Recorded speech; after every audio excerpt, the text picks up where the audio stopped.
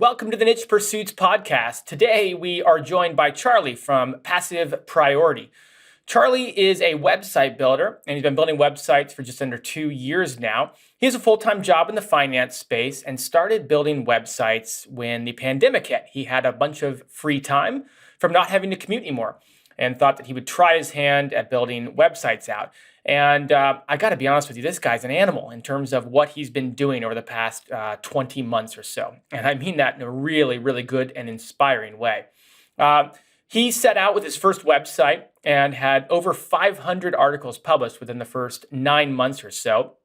And the site was starting to get traffic and earn money, but he had realized a lot of the mistakes that he made with the first site. He realized that his niche selection was poor.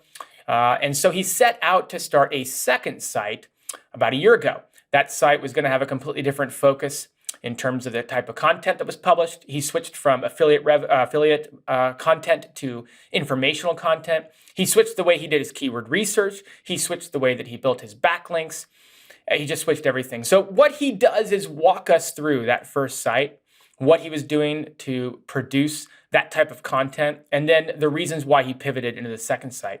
The second site now is just over 12 months old and has over 1,000 articles live and broke the $5,000 mark last month in terms of revenue, all from ad networks. So clearly, the second site is doing significantly better than the first one, and we get to learn all of the mistakes that he made and all the things he changed and adjusted. If you are on the fence about starting a site, this story is going to be inspiring for you. Here is Charlie who dove in head first and has 2 sites that are successfully earning money right now. But we just get walked through the journey from the beginning to the end. And so I think you're going to get a lot of interesting tidbits. First off, how he's able to manage producing that much content. I ask him about his process. My favorite thing I think I learned is the process that he goes through in hiring writers from Upwork to produce that volume of content, over 1,500 articles in less than 2 years. He has some interesting processes that he does for hiring people, for giving them article briefs, for how he instructs them to write the articles, and then how he ends up publishing them.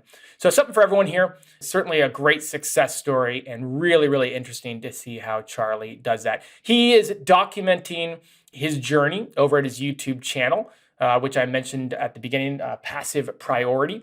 We'll include a link to that. But join us here in this interview and get a deep dive into the different things Charlie's doing to build his websites.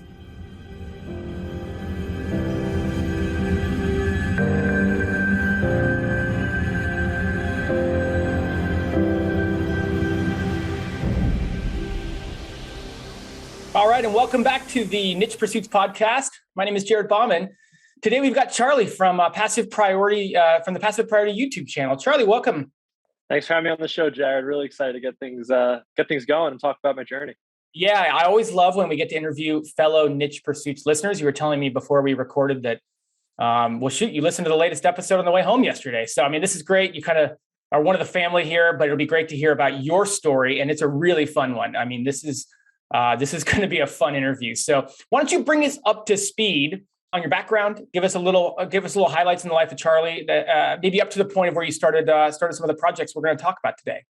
Sure, absolutely. So I think it probably makes most sense to talk about when I first got involved with building internet websites. Around 6 to 8 years ago, I was very much involved with building websites in the old world of building a ton of links, being able to rank pages very easily, making some decent amounts of revenue in a couple months, and then kind of having the project disappear because the algorithm caught up to you, but you made a decent amount of money where it made sense to keep replicating. And I definitely took advantage of that throughout high school and even my first few years of college, which was great. I kind of tried building another site in the middle of college and realized the algorithm changed and SEO wasn't what it once was. And I did kind of put it down for a little bit. But that kind of led me to the journey I am, where I'm doing today with this project and my 2 authority websites. So beginning of COVID, March of 2020, obviously everyone was home, not going out, not doing things. And I was like, what a great time to maybe get back into building websites and understanding how all that works. So obviously it was daunting just to kind of jump on in, but I found a few success stories on message boards. I started going on YouTube, started looking up things. I found the Niche Pursuits channel. I found some other YouTube channels. And it was very motivating just to listen to these stories and understanding it. And the key takeaway I first got was, Amazon affiliates, right? Build a website, review products, make money. And that's kind of where the first site came into play, where I built a site in the hobby niche, something I was really interested about. And this was in April of 2020. I figured I'll put up, 50, 60 review articles, a couple informational articles. I'll write pretty much everything and I'll start making thousands of dollars a month. It'll be very easy. I know probably so much more about SEO than everyone else, and I'll make all this money. That's wasn't that easy. SEO changed so much and I had so much to learn that I really was pretty much back to, step one. Outside of maybe having the eagerness and the belief that it will work, I was pretty much just like anyone else getting involved with my first authority site. So that's kind of where things were. And that kind of brings us to this project today. And I'm ready to go more into depth on those two sites and where they're at now. Well, I honestly, I can probably peg every year of the timeline, just judging by your story. I mean, you sounds like you really truly started some very niche sites back in the day. And then, we had all the different Google changes come throughout the years. And then you got the itch to pick it back up again. Now, so you have a full-time job, right? I think you mentioned you're in finance. Yeah, so I graduated college about 4.5 years ago, and I'm working full-time in finance. Definitely long hours, 5 days a week type of stuff, sometimes on the weekends. But still do the full-time job and have no plan of leaving that. So when the pandemic hit, you still had your job, but you were sitting around at home. It sounds like you got some time back, or you didn't have anything to do because nobody was doing anything. And that's kind of where this itch from the old days of CPA type style sites came back. Absolutely. Yeah. I've always been very entrepreneurial, especially with building websites. And I love that part of doing it. Doing work on the side, I always was very attracted to that. Obviously it's great to have the extra money as well, but I didn't do it as an income replacement. I did it as something in addition to what I'm already earning, just because I was passionate about it. Okay. So still full-time now to this day. And you built these couple sites while working full time. So let's not let's actually fast forward. Give us the end, and then we'll work our way through the how of it. Where are these two sites at now? If you're comfortable sharing revenue or traffic, number of articles, just whatever you're comfortable with, so that we have in our minds as we talk about how you got there, what the end result is right now. Yeah, absolutely. I mean, it's kind of daunting, the numbers I'm going to give you, especially in terms of number of articles, but so the first website, after, I guess it's been over 20 months or so since I first launched it, that site has about 525 articles. In the month of December, which was completely out of season for that niche, it still made about $800 to $900 in ad revenue, and then another couple $100 on Amazon. And the second authority site that I built, which is the main project that I'm putting all my time and resources in now and continuing to grow, got over 150,000 sessions for the month of December, and it made just under $5,000 on Mediavine in ad revenue. So yeah, those two sites are what I'm focusing my efforts on, but mainly new content, everything in terms of building it up is all being focused on the second site. When did you start the second site? Because you started the first one in, I think, April 2020, right? So that puts us, like you said, about 20 months old at date of recording this. When did you start that second site? I started the second site in December of 2020. Geez, I actually remember the dates. Yeah, it's crazy how fast this site's grown, but it really shows you how it's good to make that first site and make all those mistakes, because I made so many mistakes that I was able to tweak, improve on, and maybe do a little bit more higher quality, better writers, stuff like that, where the second project moved so much quicker. And I still think the main part of that is keyword research and seasonality, but moving those things quickly and allowing the second site to really thrive from what you learned on the first one was key to this project succeeding. Okay, this is what I meant when I said we have some fun stuff to talk about here today. That's okay. Quick question on the second site: how many articles? Because if you did 525 in the first one, I'm only guessing what the second one has. I published this morning the 1046th article. Oh, so over 1,000 articles. Over 1,000. On the second site, over 500 articles on the first site. So in the last 20 months, call it, you've published over 1,500 articles while working a full-time job. Yeah, it still sounds scary when you I'm tired, to be honest with you. I don't know if it's just the lighting or something, but you look actually like you have plenty. I don't know where you get this. Okay. All right. So now that we have that out of the way, congratulations, by the way. That is, I mean, you're at like $6,000. It looks like, and combined from over 6,000 from December, and we're recording here in January of 2022. So, congrats, well done on so many levels. That's amazing. Thank you. Thank you. No, it's funny because it's almost like the first site's an afterthought once you get into the growth levels that I've seen for the second site. That sometimes I have to go back and say, the site still made several $1,000s last year, even though it's kind of not where I'm focusing my efforts on. But it's also the beauty too. Even when you make a mistake or don't have a project that's a home run, it can still bring in money and still contribute to your income on a monthly basis. So that's been a nice part of having that first site still sit there. It's great. I think most of us kind of been off our first site, and it's great that, like you said, like your first site, which is probably the most value that you got from that first site, I'm guessing is what you learned, but yet it still has value in that it's earning you money. So it's like almost like a cherry on top, if you will, that it's throwing off money after you learn so much from it. Let's go back to that first site. So maybe now let's rewind back to April of 2020. Talk about, because I think a lot of people hesitate in starting their first site, right? I think a lot of people have trepidation about, am I picking the right niche? Do I really know how to do keyword research? Do I really know how to write the articles? Do I have what it takes to get this site to where it needs to be? And it sounds like you really, yes, you had experience, but in a much previous world of SEO. How did you make the decision to just jump all in? And you clearly jumped all in with the amount of content that you published on this site. Right. Yeah. So looking at the first site in April 2020, my only commitment early on was really just going to be my time and efforts writing articles and publishing it. And I think once I got to the 50, 60 article mark, obviously I didn't see much traffic growth the first 2 months, nor should I on a new website. I started reading around, looking at different people track their journeys. And I noticed the most successful journeys usually had a lot of content. And I'm talking about like 100 articles plus. So I remember setting the goal to myself, I got to get the site to 100 articles and then it can sit and start making money. Like that's the key, get it to 100 articles. And that's when I started putting a little bit money into the website. Nothing crazy, a few $1,000s, money I saved up. I figured that was all it needed to really, see some great growth.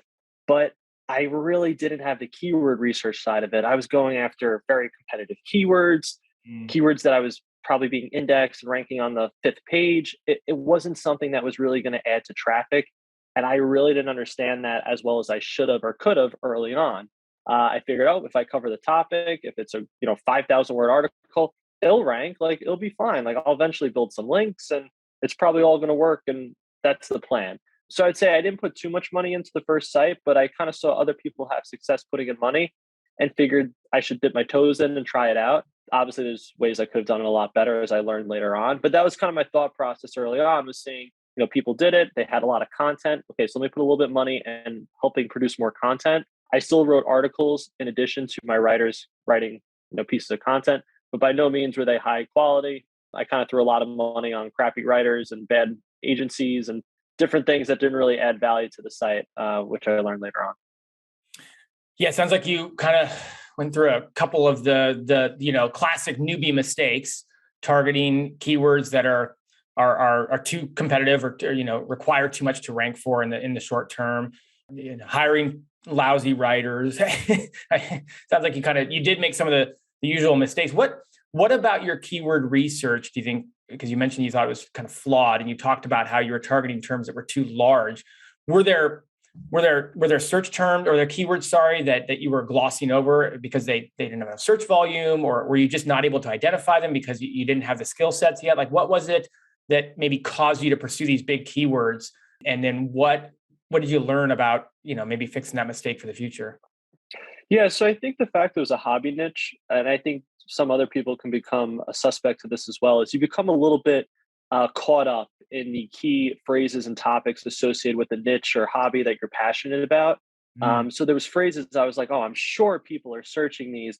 I'd check them in the keyword tools and I was like, yes, they are 1,900 searches a month, but I wasn't understanding and I didn't have the skill set to interpret that. If there's a DA 60 plus site ranking for that keyword, even though their article is going to be less words than mine, I'm still going to have a real difficult time outranking them, especially in the first year of that project.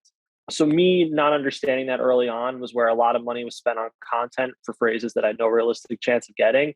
And also when I did even maybe start to slowly understand, competition and authority and powers of these larger other websites, I thought the main solution was just more words to the article. And isn't necessarily always that is the answer. I think that helps. I think that's a part of it, but I think it's a very small piece than what I originally weighted it as when producing content. Right, right. And then you talked about hiring lousy writers. How did you identify that the content wasn't good enough to rank? Like when did you learn, oh man, this content isn't what I need?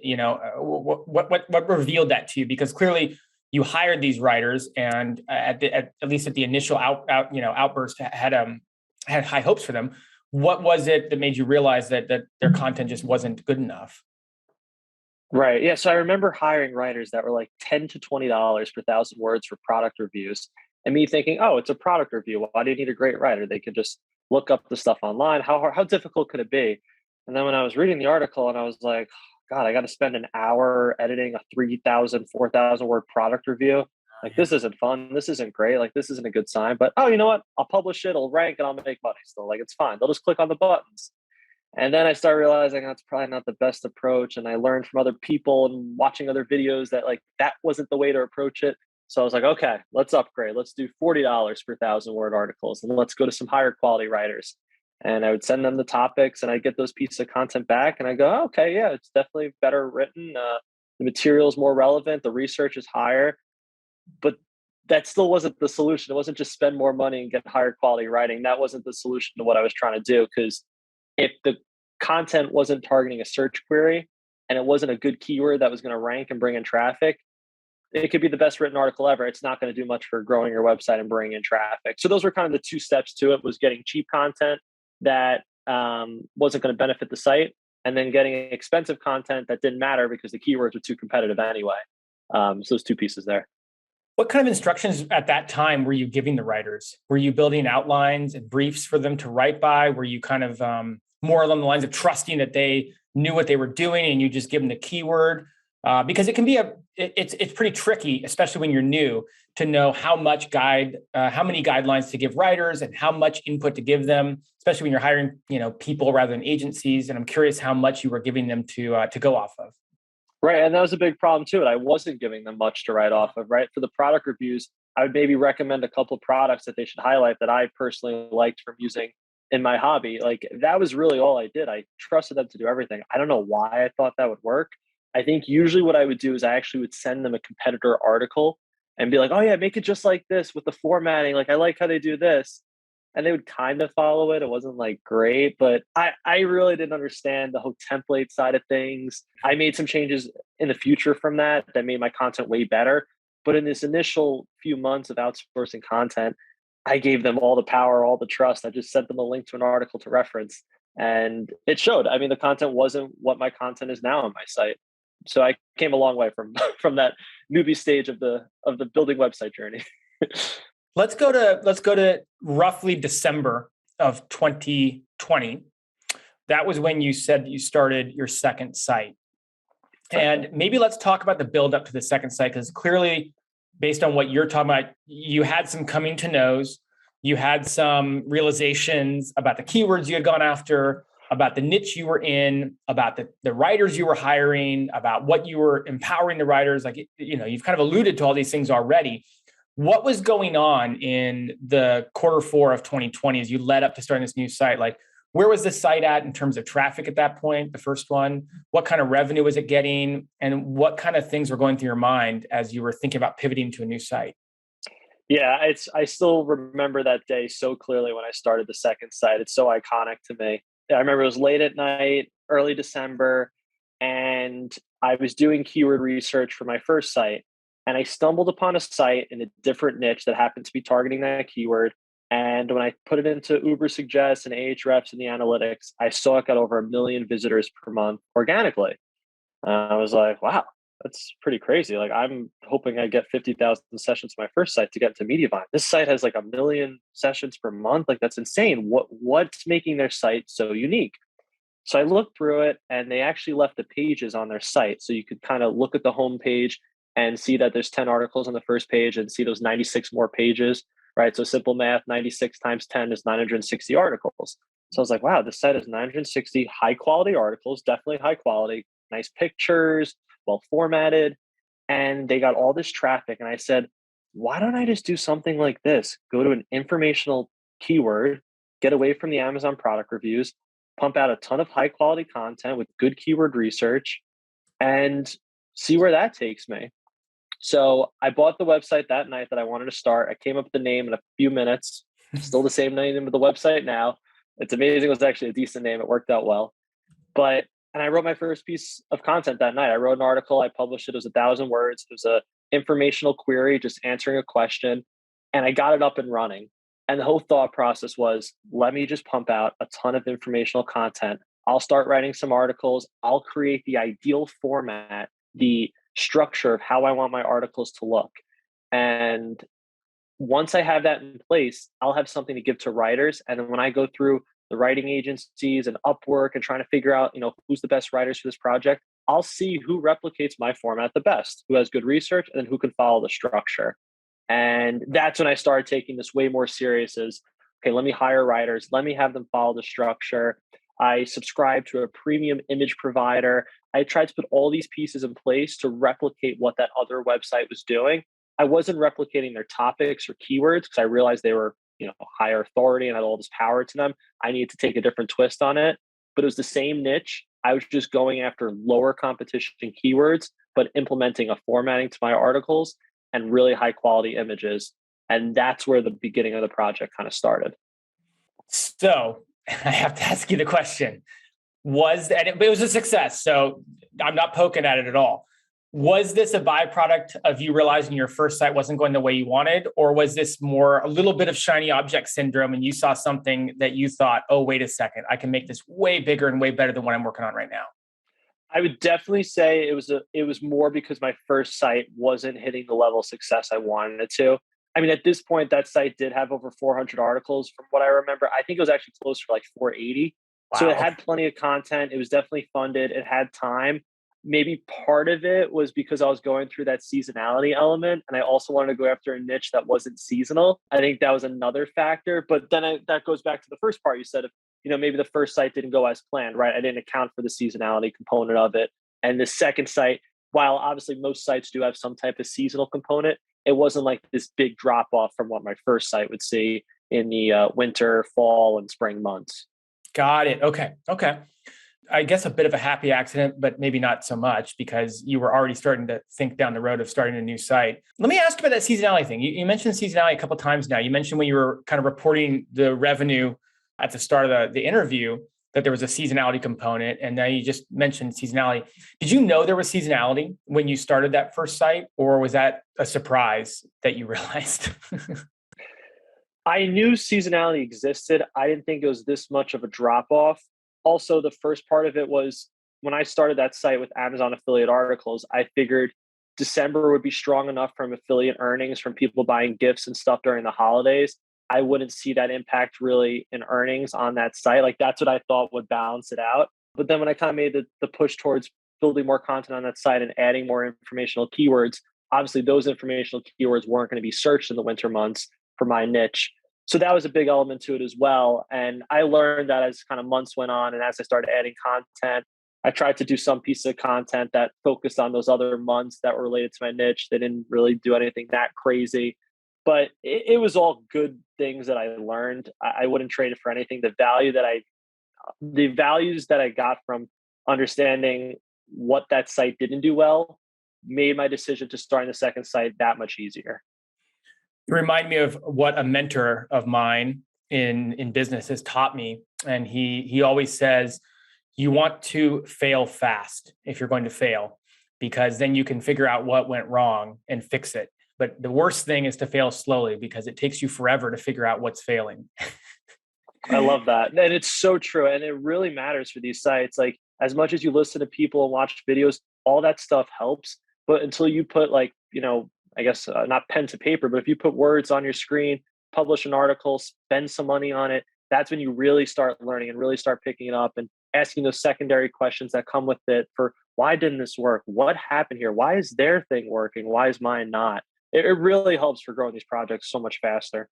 I couldn't agree with you more. I couldn't agree with you more. And it's so hard to get sometimes paralysis by analysis, right? It's hard to get started because you're so concerned after having heard so many stories of quote unquote failing, but sometimes you have to, well, I think in this line of work that we're in, there's so many more success stories that come from failing on the first project than the number of people who've kind of really nailed it in the first project. And it could be intimidating because you may want you to step away from the ideal altogether. Like, why build websites if they're going to fail like this? Like, it could give you a bad impression. But if you don't realize, okay, it failed because of these type of things I did, not because the idea or the business model doesn't make sense. It's more because of how I approached it and how that can be improved in the next assignment or the next thing that you take on.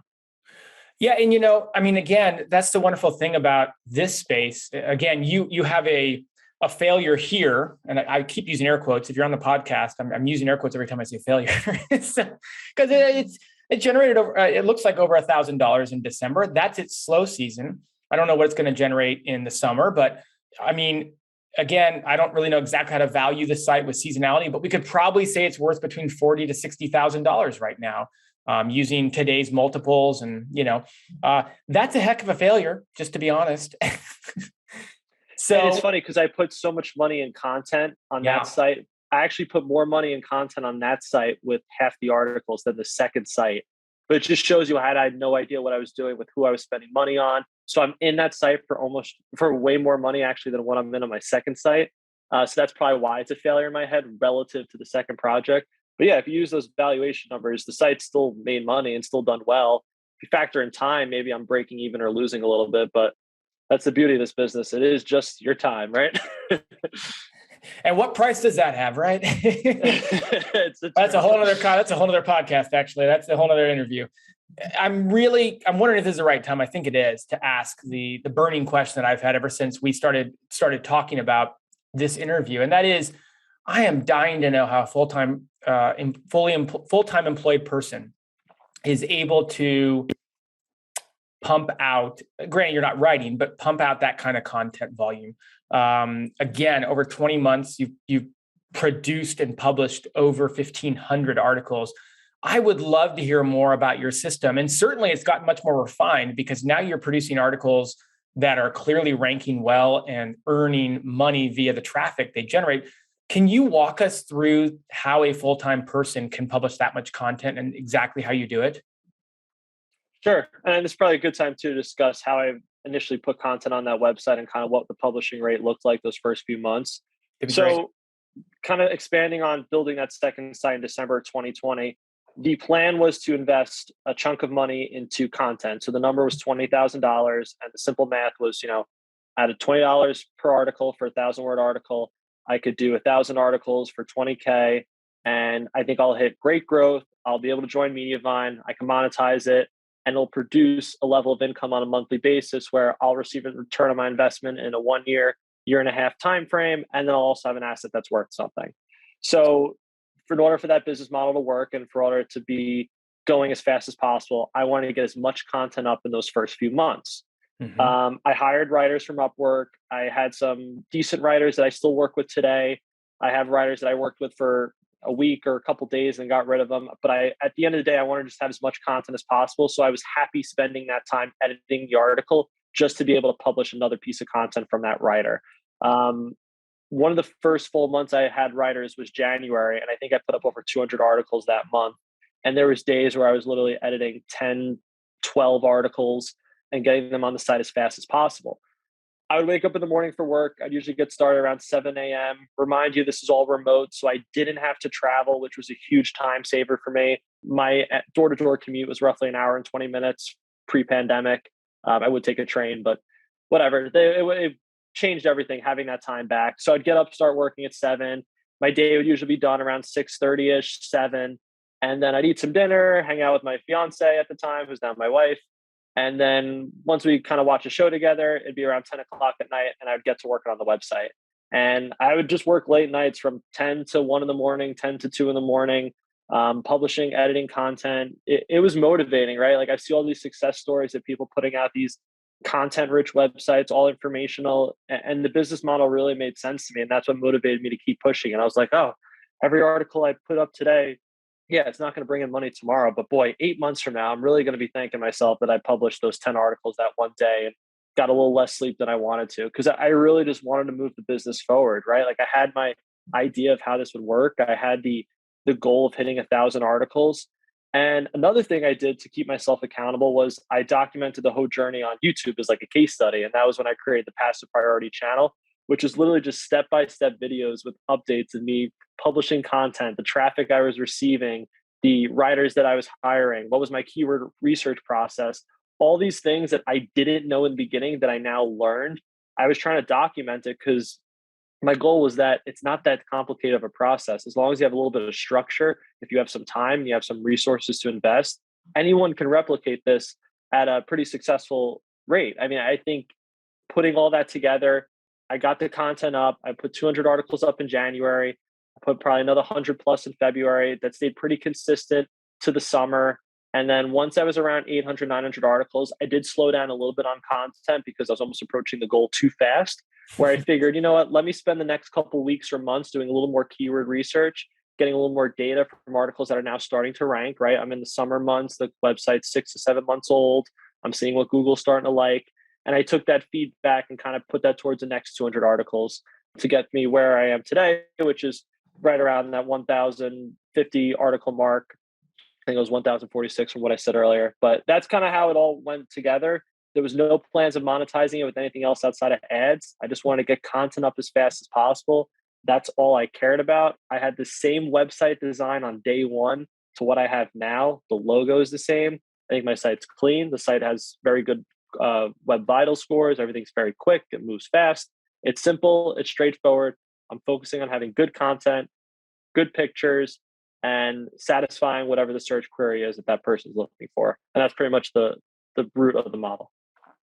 Wow, that's a lot of content. So you did 1,000 articles on the front side of everything. So you were just pushing heavy at the very beginning.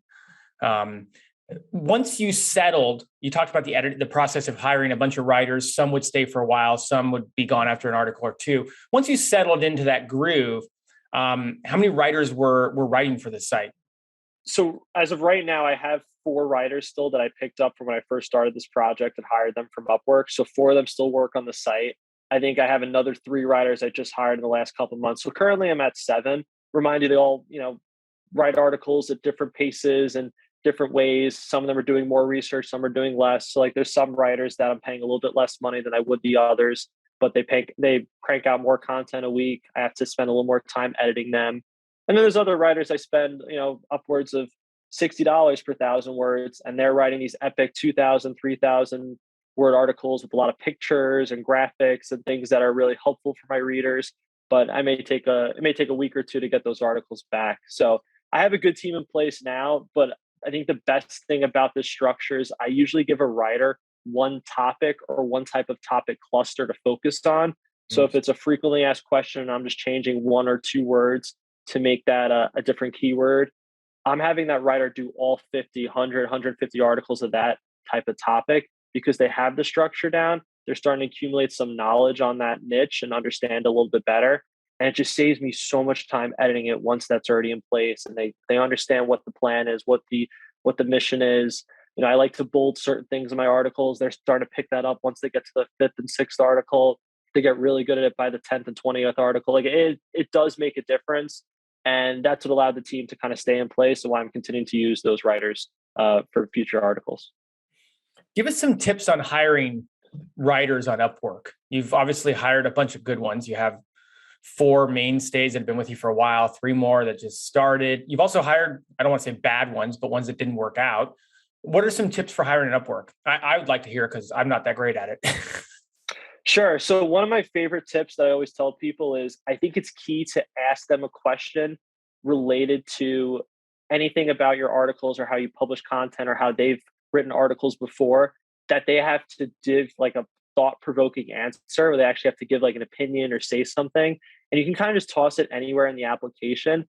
If somebody doesn't answer that question because they probably just missed it, rapid fire their answer, I'm automatically like giving that a thumbs down and not following up that application because it shows that they didn't want to learn and understand what I was exactly looking for.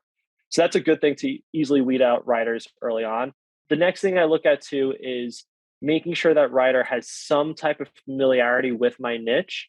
And if they don't, when I ask for samples, I'm seeing how those websites are or how those pieces of content perform for that niche. Are they writing SEO friendly content? Are they Mm. keyword stuffing, which is something I don't want them to do? Are they, bolding the paragraphs the way they wanted with good H2 subheadings? I try to see what type of things they're doing already and what sites they wrote for. Because if they had, if they were hired by another site in my niche or a site in a different niche, but it was the same type of business model and they worked for them, did a lot of work, hey, then clearly the person's been, verified by that site owner or verified by that business model where I can give them a shot at mine.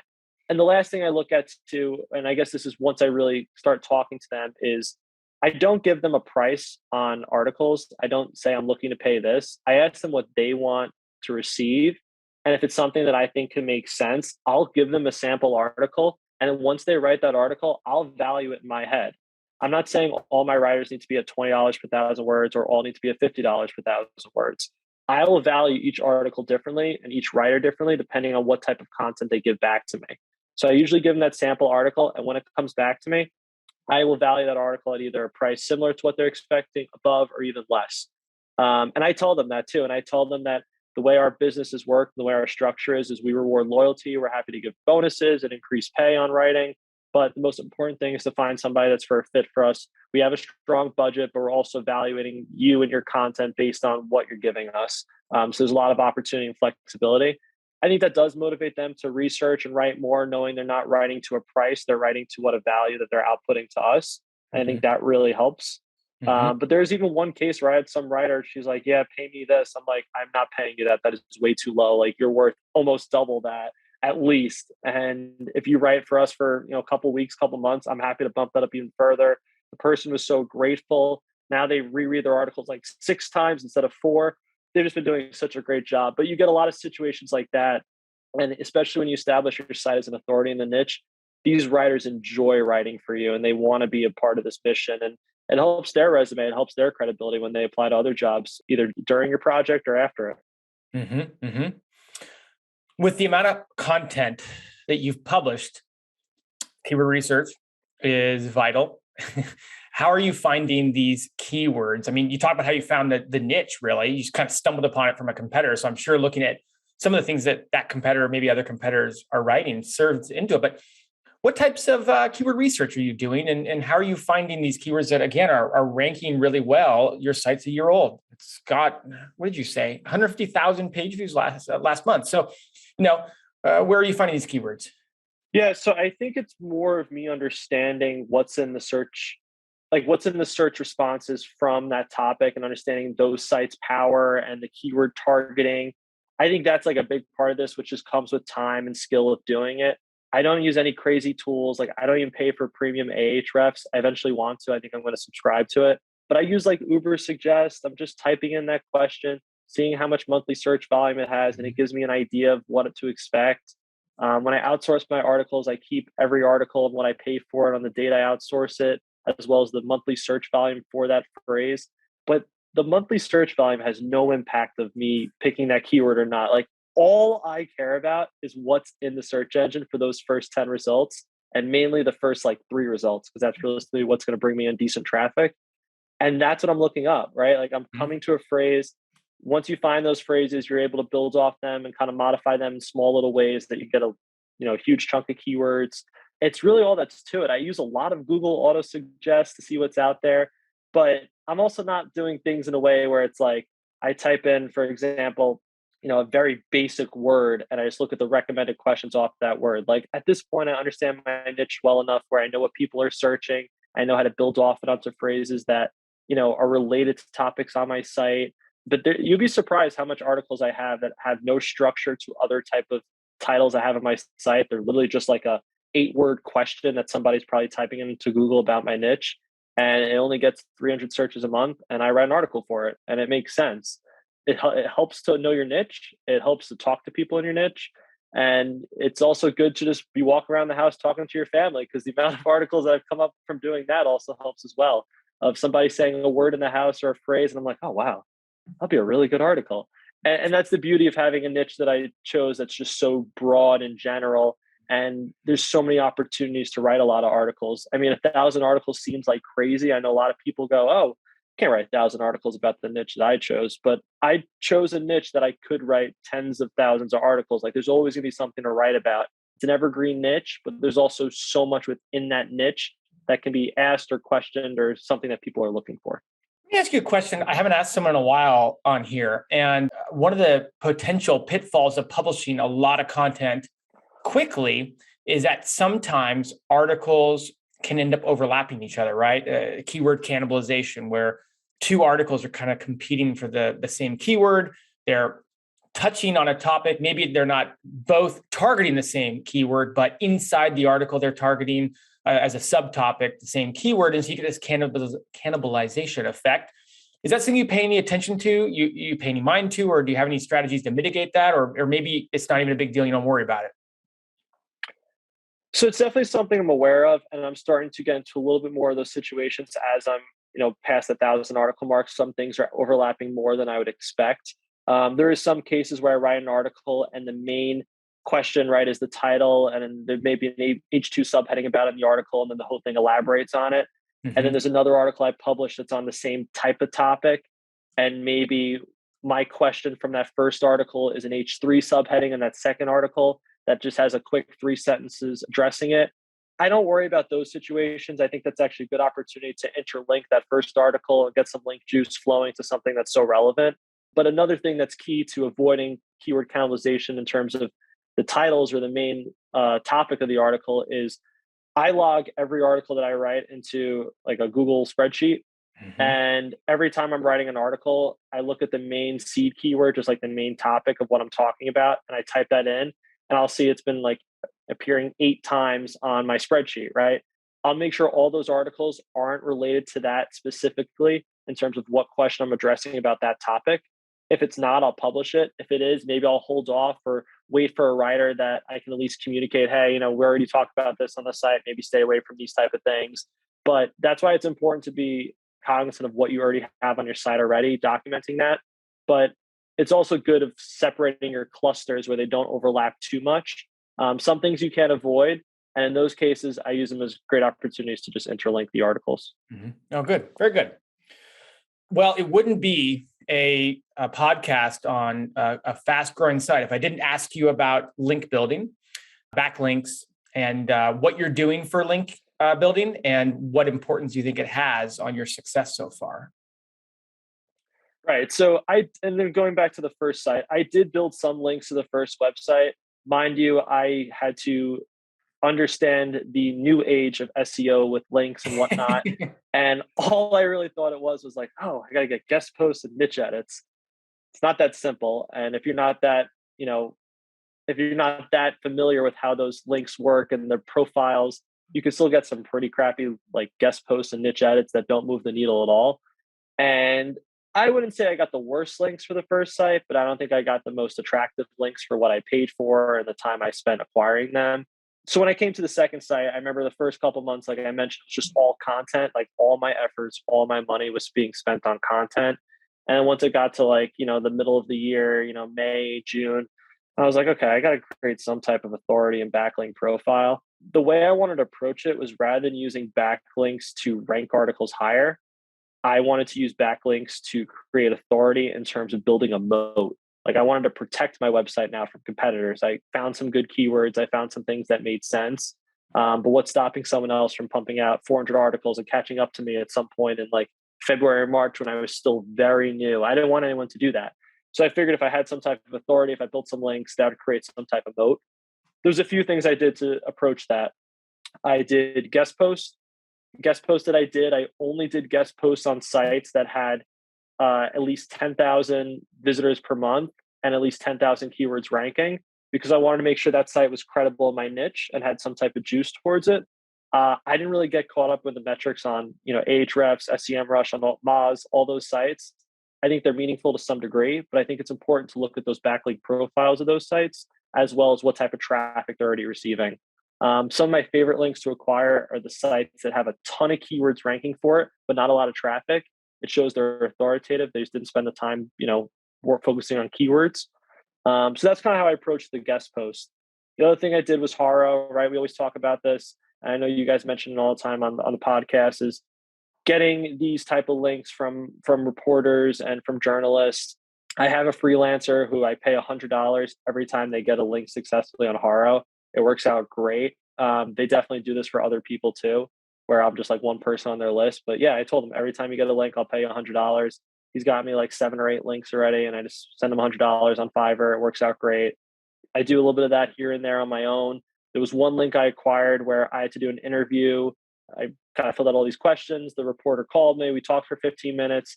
It was a unique situation where she was asking questions about an area that I live. And it just was a great opportunity to get on a DA 70 plus website. And I just said, "Oh, can you mention my website? It's something I work on and when I'm in my home." And she's like, "Oh, yeah, sure, no problem." It just worked out really well. So stuff like that. And then currently, the other thing I'm doing is I wouldn't say it's like a guest post. It's almost like a niche edit outreach, but it's something I do personally.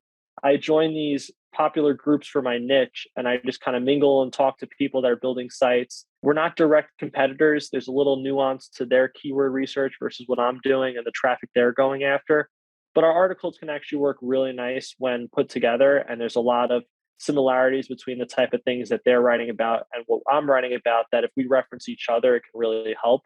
So what I did was I made a bunch of posts saying, "Hey, this is what we do as a website. We have over 1,000 articles. We receive over 150,000 page sessions per month. We would like to reference reputable people in this niche. If you see any articles on our site that you think could make sense to, include one of your pieces of content, please let us know. We're trying to work with like 10 to 20 websites going forward that every time we publish content, we have these 10 to 20 websites to reference to." And the feedback was incredible. I had all these people reaching out to me. All of them had sites with more than 25 to 50,000 page views. I was in like a very reputable forum that you only could get into if you have a big blog. And I made a lot of relationships with people. And the sole relationship was like, "Hey, I'm Charlie. How are you? Yeah, I'm going to link to you here. Is that fine?" They'd say, "Oh my God, this is great. Thank you so much." Because obviously they knew the SEO part of it. They had a big site. And I'd be like, "Yeah, if you don't mind, can I link to more of your content in the future if we publish new articles on these topics? Like your stuff is great. We really love working with you." And they'd be so happy to do this. And they would kind of sometimes question, like, "Why are you doing this? Why are you reaching out to us like this?" And I would say, to be honest, we're an informational website. This is what we do. You're maybe more e-commerce driven. We're trying to find the best things to promote to our readers, right? Like our goal is to be informative. Maybe your goal is to convert leads. Let's give you some leads. Let's give you some good content as long as that's okay with you. And they would still be like, "Oh my God, this is incredible. This is great. Is there anything we can do for you?" In a few cases, I would just get some links back instantly. They'd be like, "Okay, great. You linked to this article here. Let us link back to you." And I was like, "Oh, that's great. That's terrific." And then in some cases, I would have to ask, but I didn't get too caught up in the whole reciprocal link element because I wasn't referencing a page that they were going to link back to the exact same page. I would write an article, link to one of theirs, and then they'd write a different article that link back to a different article out of my site. So it's the same root domain, but different URLs. And I think that's very natural in link building. I think it's networking. I think it's building relationships with others. There's very popular websites that have that happen all the time. So the fact that I was getting these links and they were like DA 50, DA 60 plus, some of them were having over 300,000 visitors a month. It was just a great way to diversify my link profile and also get these real authorities in my space to kind of vouch for me with the do follow link. And that was something I just started recently. So I probably haven't seen the benefits of that, but it's something I'm going to do more of the next couple of months. Wow. So you got out from behind the shell of an anonymous website and made real genuine connections with people in your space, and you're reaping the benefits from it. It's funny. I was scared at first because I had my first website in like my bio naturally on this like social media channel. And I was like, great, they're going to find my first site. And then people were replying, they're like, "Wait, what's your site? What's your site?" And I started realizing everyone has their site, their bio in this community. Like, it's not like that. They're not trying to steal my keywords. Like, all right, I'll put my second site in there and I'll be like the face of it. And like, let's see how this goes. And I guess it's worked out. I mean, watch, I'm going to have someone probably replicate all my articles 2 months from now, but well, it really worked out well. And I think it's something I'm going to do. You've built the moat, though. You've built the moat like you talked about. So, maybe at this point, you're a little bit more insulated from that at this point. That's a great strategy. And it's good encouragement. I mean, obviously there's some niches where maybe it doesn't make sense, but I think broadly speaking, the majority of us could get a little bit more out in the public as it relates to our website, and own it. And then there's a lot of benefits that come from doing that, from really truly embracing your website and getting out there and making connections. So I run a marketing agency for a living, and we build backlinks for clients. And I always tell clients that I said, hey, you know what? Like we're gonna be building these backlinks as part of a strategic SEO effort, but you probably have 25 backlinks that are hanging out right in front of you, just from colleagues, vendors, and partnerships that you have, where all you would have to do is create that, actually exercise that relationship, and it would more than likely lend you a link if that's something that you had the time and the energy for. So it's just a great reminder that these opportunities are hanging out in front of us if we're willing to go out and create community around what we do. As we kind of come to a close here, I want to ask a little bit about your motivation.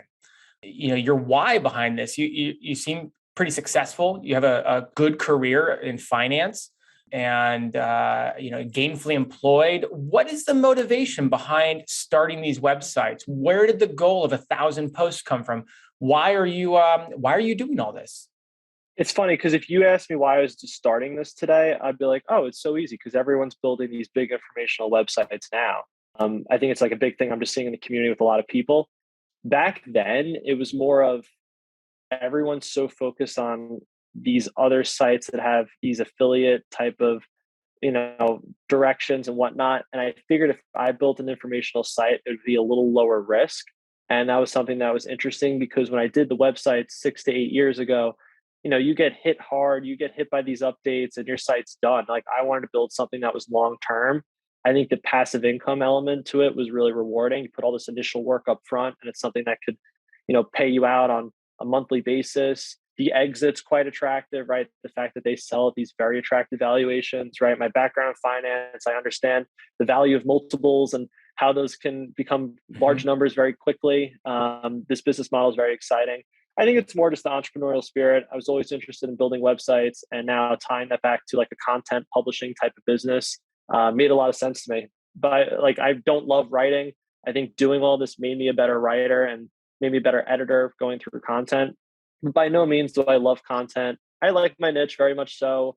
It's not something I'd ever do a career in. I don't like it that much, but I like it enough to build a website and make money from it. But the biggest motivator is just saying other people are having success with this. What do I have to do to achieve that success? And I realized it's really not that many things I needed to change to get to a level that is successful. So many people build websites that they hit these 5 figures, 6 figures a month of monthly income.